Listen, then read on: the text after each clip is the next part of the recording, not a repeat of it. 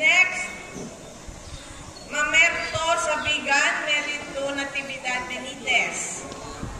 They have 2 children. Wala dito lahat.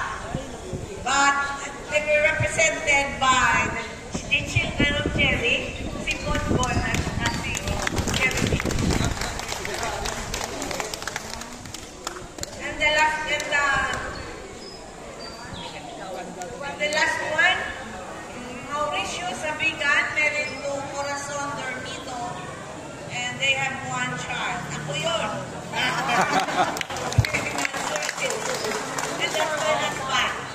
And we're living in Bacolod City. And we just came here to attend the... So these are all the descendants of Seriaco Sabigan.